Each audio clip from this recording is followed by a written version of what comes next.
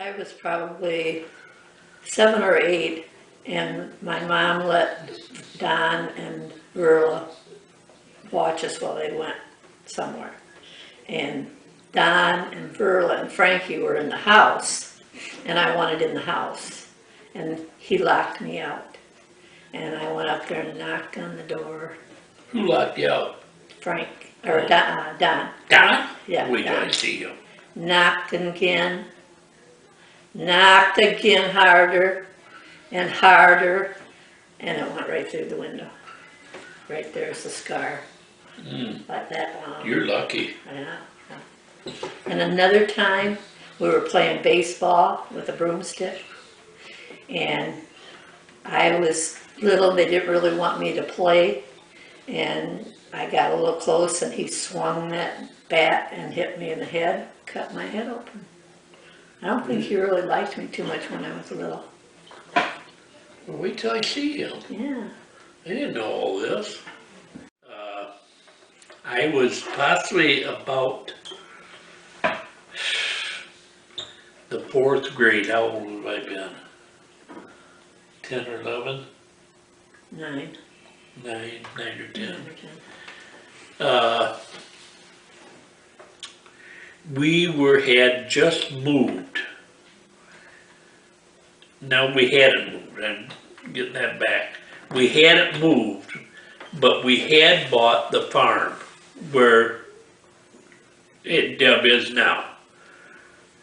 And we had cows back at the barn, and we had some pigs out by the very front. And the cows that we milked, we had in our barn at the house. But every morning, I and Grandma, during the winter, would have to take the sled with a bucket of slop that we would get from Sterling Milk, of their old milk. We'd get them and we'd take it down to there, and we had to crawl the fence to get over. And then I'd take the bucket from Grandma and pour it in their trough so that the pigs could drink that milk. And this one day, it had been snowing pretty hard, and we had the sled, and we was taking the sled down there with the slop bucket on it. And we got down there, and I went ahead and started crawling the fence to get over, or the gate, and my foot slipped, and when it came down, it came right down on just below my knee, on the wood part of the fence, and it just took a big gouge out about that deep and about that big around. Just took it, and you look down in there, way down where that meat all come out, and there was like little bubbles down in there. With real little things. So I don't know what that was. I don't think I wanted to know. I don't know. See it? See that right here? That was it. Had a big hole there. But that same day, you know what? It was the last day of school, too. It was the last day of school, and I still went to school. Good boy. Strong. Tough. Nope, never heard a bit. Oh, I forgot something really important. I was only I don't remember it, I'd just been told about it. But I was like 2 years old, and they were building the house at 5445 Morrow Road. And my Uncle Fritz lived next door to us, and he was helping Grandpa dig a well. And it was just outside the back door a little ways, and I was playing out there, and I wanted to look and see what they were doing, and they must have had their heads turned a little bit. But as I went over there, I fell in, and my Uncle Fritz just caught my ankle to keep me from going down in that well. Wow, Otherwise, you never told me that. you'd all be somebody else. You never told me that. I didn't? Oh, I think No. so. No, No? never. Huh? Yeah. Okay. When Grandma used to babysit in the fall after school was out, and she'd stay with the people. And then one end of one summer, she got taken. I don't know if friends of Grandma and Grandpa or somebody else that was going where she was supposed to go babysit. And she had her little suitcases with her.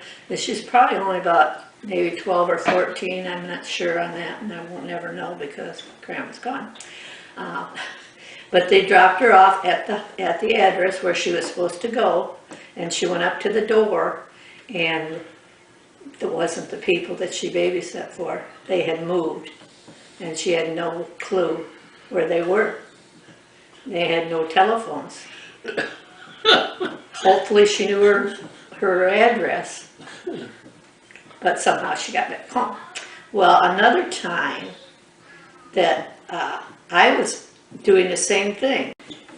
I babysat a lot for Uncle Dick and Aunt Marie. That's how I met him, and then he introduced me, and I did a lot of babysitting. Well, it was arranged so that I would move in with them and babysit the kids and live there. Grandma and Grandpa still lived at 5445 Morrow Road. And when I went to visit them, they didn't live there no more. They had moved over to Ramble Lane and never even told me that they were going to move. Now, what were they thinking? What do you think they would? Do you think they want to get rid of me? Grandma said she loved me. Yeah, but Grandpa pretty well run that household. Yeah. He didn't like it because I would talk back to him. One time he You what? I would talk back to him. Well, you shouldn't have. Well, it was like after supper every night they went and laid on their bed and read the paper. Sure, that's all they did? Yes, because the door was wide open. And Grandpa had this saying that you can't read and listen to the radio at the same time, because if we were reading and we turned on the radio, we said, you can't do that. That's bull. You can't You can read too. and listen to the radio at the same time. But you can. Well, that's part of the story. Oh. So one night, they were in laying wait reading the paper, and he was listening to a ball game, and the radio was out in the living room. And I thought to myself, I'm going to show him. And I went in and turned off the radio. Well, it only took a second for, who did that? Who turned on that radio?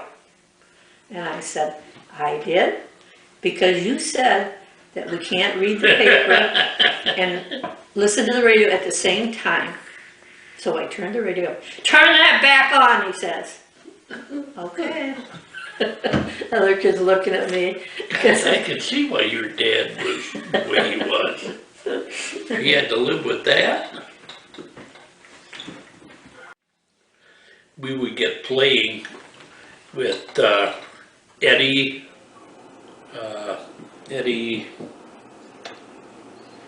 what was their last name? Eddie's good enough for now. Okay, and Carlton. Carlton lived on the corner where that gas station is now, across from the old brick house. And of course, we lived in the brick house. Then Eddie Keller lived just down the street, down 108, to that house there's another house there now. Some people had built one in that open field, but then this next house was where Kellers lived. But us three used to get together and play a lot. And Keller, well, he was a big kid. I mean, he was like, when I was like possibly 4 foot or less than 4 foot, he was about 4'8". He was that much bigger build and everything. But we was there playing ball, and we used to play on the side of the house, and we used a tennis ball. But then instead of using a baseball bat, because you'd hit it too far, we used a broomstick. We cut off one of Grandma's brooms and make a bat that was about yay long. Well, this one time I decided I was gonna catch. Eddie was up to bat. Carlton was pitching. And he pitched the ball and Eddie swung. And when he swung, he hit me right across here. Boy, I went down, I was out cold, I was seeing stars. Did it draw blood? No? Mine did. Mine did not Mine even was draw worse than blood. yours. Huh? Mine was worse than yours because I got Yeah. blood out of mine and stitches. No, I didn't have that. I just got a big knob up here. I was possibly only about maybe 3 years old that Christmas. But every Christmas, for some reason, Aunt Mildred and Uncle Bernard and their 4 kids always ended up at our house for Christmas. Christmas Eve, Christmas Day, the whole bit. And this certain Christmas, I can remember, I can still see the tree was setting when you go in the house on Linfoot, Linfoot and Oddicke. That front room there is the living room that you see in that front corner. Well, in that room, and in front of that front window, on the side of the house is where we always had the Christmas tree.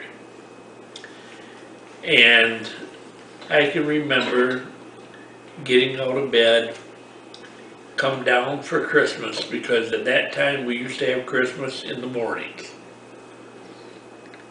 But I got up and came down, and I looked under the tree, and of course there's all kinds of people there getting ready to open. And I seen this little puppy. He was like in a stocking, hung on the tree.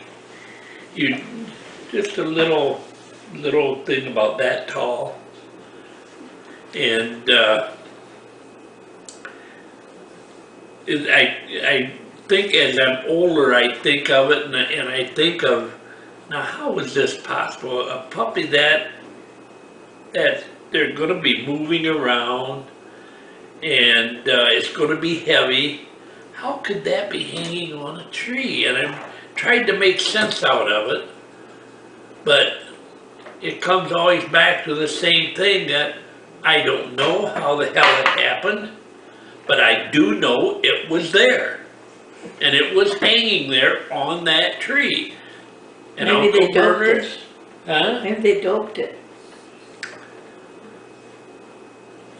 He was like, Playful. when we got him out, he was very playful, and Well, that's good. That's good. Well, we did kind of the typical thing that we used to do with you kids when I was little. My dad would take us out for a ride. I think Mom probably was with us too. And no, Dad would take us for a ride. Mom would stay home because she couldn't drive, and somebody had to be home to help Santa out. And we'd go out looking for Rudolph. I don't think we went and looked at Christmas decorations, because back then they didn't have them outside, because they didn't have electricity outside and that sort of thing. So we went out, and then when we got home, Santa had been there, and then we would celebrate at the beautiful tree that Grandpa decorated. and then you was happy for that beautiful tree, weren't you? Yeah. Yeah, I knew Grandpa was all right. We'd go see Uncle Earl and Aunt Clara. Now you guys, I don't know, do you remember going there? We used to enjoy They that. was our favorites. They were our favorites. With you kids, yeah.